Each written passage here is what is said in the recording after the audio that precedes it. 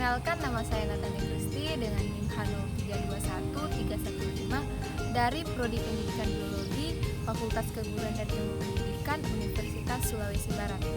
Nah, adapun tujuan pembuatan video kali ini yaitu untuk memenuhi tugas akhir dari mata kuliah struktur perkembangan tumbuhan 2 yang diampu oleh Ibu Arlinda Puspitasari, SSI, MSI.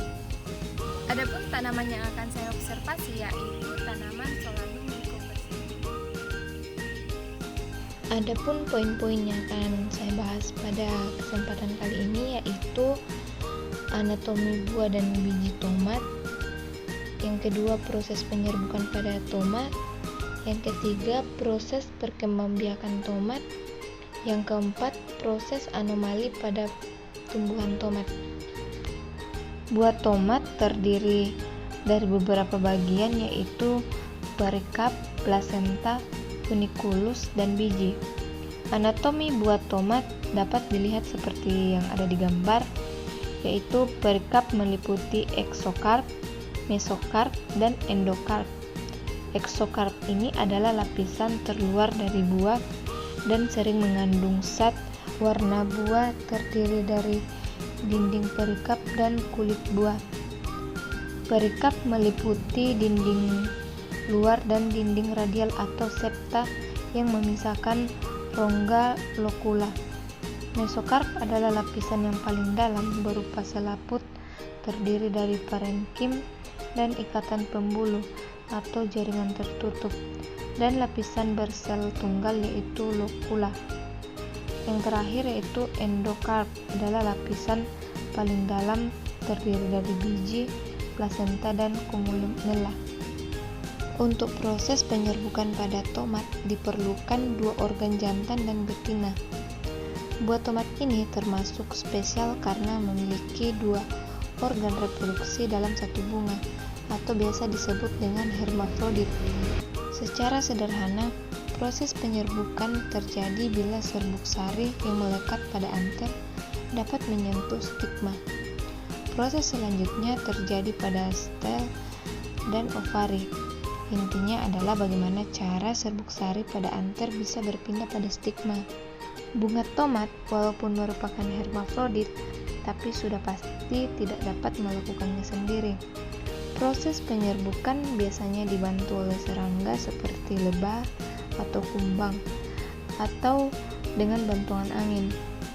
Kalau dengan bantuan serangga, serbuk sarinya mungkin terjatuh walaupun menempel pada lebah yang kemudian sampai pada stigma. Kalau bantuan dengan angin, yaitu goyangan angin sepoi-sepoi dapat menyebabkan serbuk sari menempel pada stigma juga. Tumbuhan tomat berkembang biak dengan cara generatif. Perkembangbiakan secara generatif merupakan perkembangan melalui proses perkawinan yang melibatkan sel kelamin jantan dan sel kelamin betina. Jadi, tanaman tomat ini dapat berkembang biak atau perbanyakan bibit melalui dengan biji.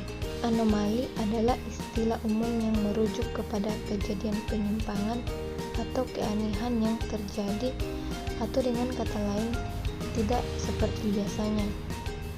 Anomali juga sering disebut sebagai kejadian yang tidak bisa diperkirakan, sehingga sesuatu yang terjadi akan berubah-ubah dari kejadian biasanya.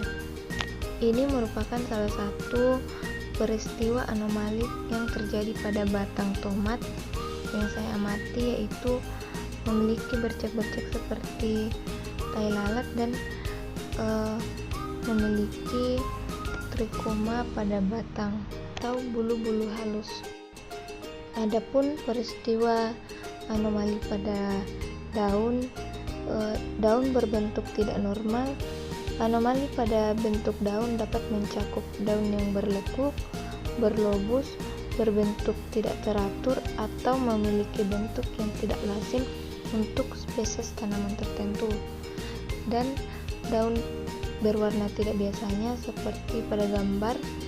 Beberapa tanaman dapat mengalami anomali pada daun seperti warna bercak-bercak putih, merah, atau kuning dan hitam.